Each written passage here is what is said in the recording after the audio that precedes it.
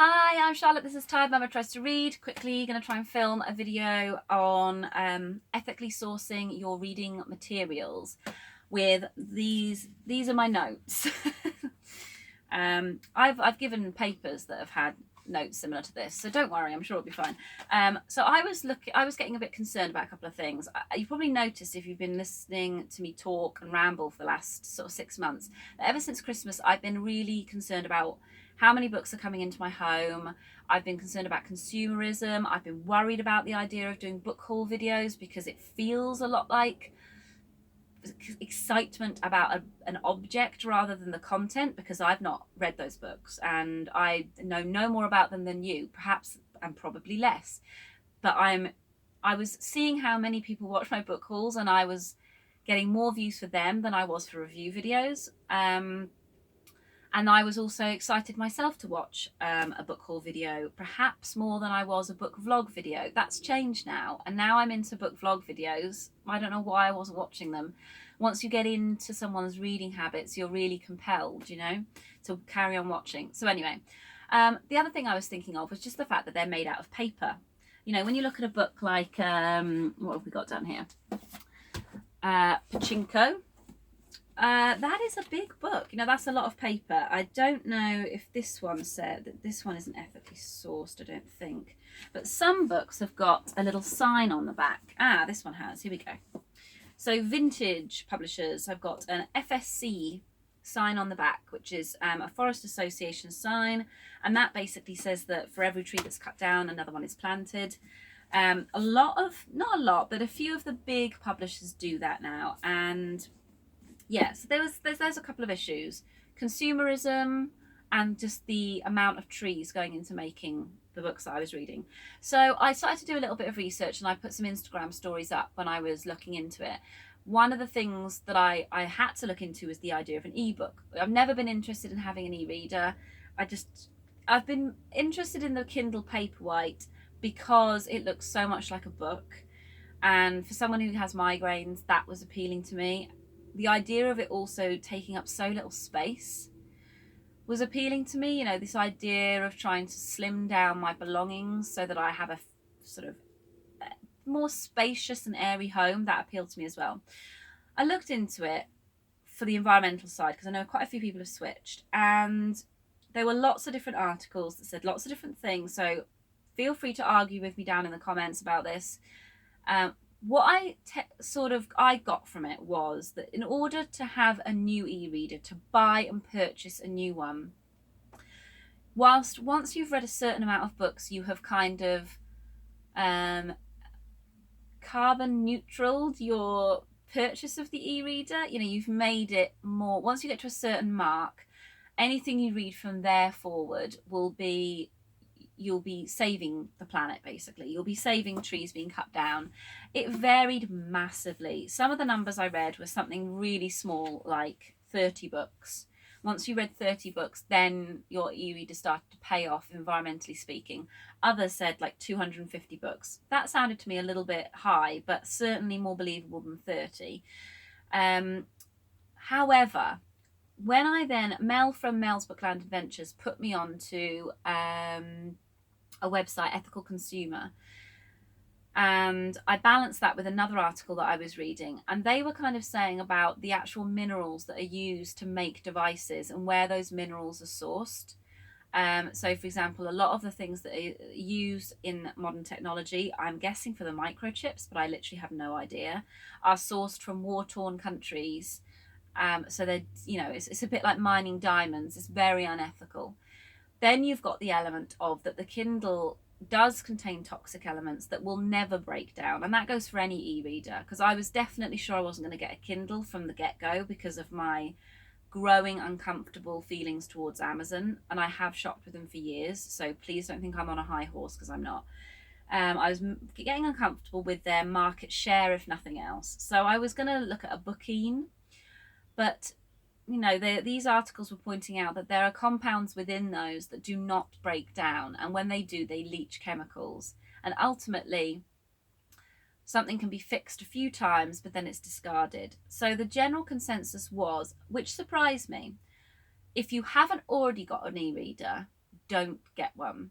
If you really want to get one anyway, get a second-hand one that's been, fixed up, and try and make it one that is not an Amazon device. Those were the kind of points that I was getting fed from various different places, and they were summed up quite well in the Ethical Consumer website. If you want one and you're not bothered by the lighting issues, try and read ebooks on your phone or your tablet. Don't get a separate device and add to sort of your objects in order to just read a book. That wouldn't have worked for me because I can't read off a screen like that for any length of time anyway. But the Ethical Consumer came back to the book issue, that a book is biodegradable. I mean, there's inks in there.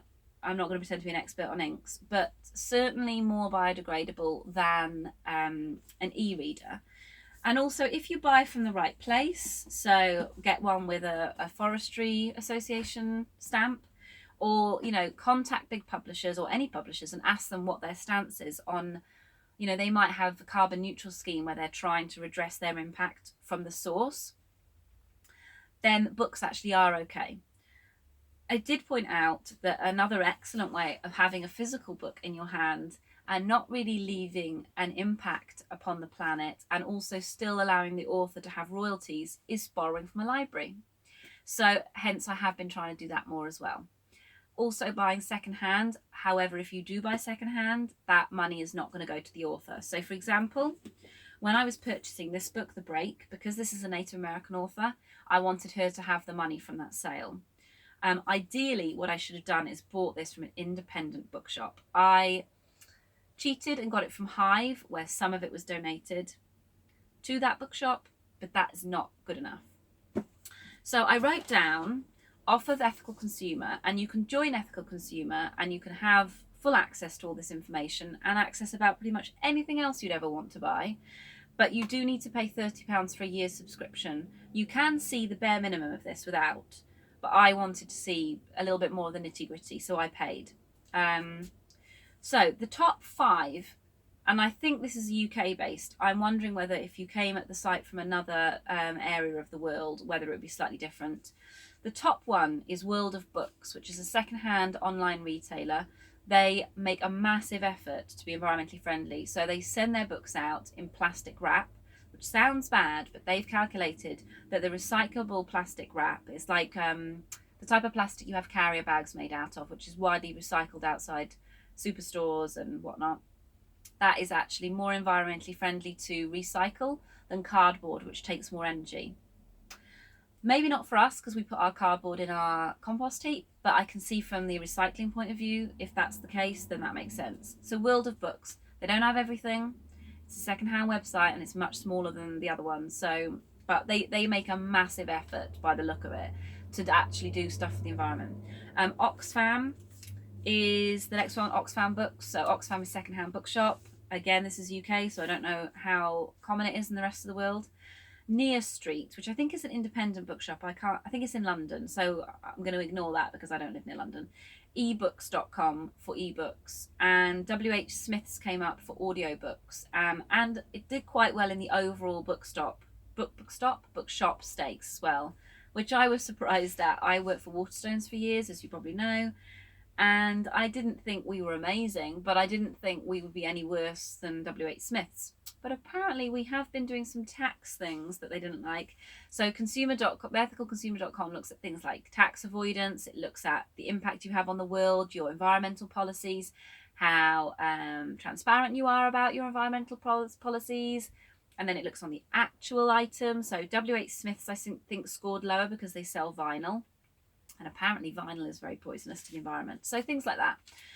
To avoid, to avoid Amazon, they do not like Amazon. Ethical Consumer, they have whole essays on why it's bad. So yeah, that's it's hard to read if you're a shopper there, and I have shopped. I've spent a fortune on Amazon over the years. Second is Abe Books, which I always thought was an awesome website. It's a second-hand bookseller, but they are, I think, owned by Amazon, which I think why they come up. Audible, I don't know what connection they have to Amazon. Is that why it's up there? I don't know. So that's for ebooks. Oh no, that's for, what do you call it? Audiobooks. I am really tired. And Book Depository is another one to avoid, but I'm pretty sure Book Depository is owned by Amazon. And even things like Wordery comes up on their big list of not so good. So these are the top not so goods. And then some of the other ones that you will recognize come up on the not so goods. So what they recommend is to ask the questions, is it an independent bookshop? And they do put the proviso in that not all independent bookshops are good. Sometimes they treat their staff really badly. Like any other business, it can be awful.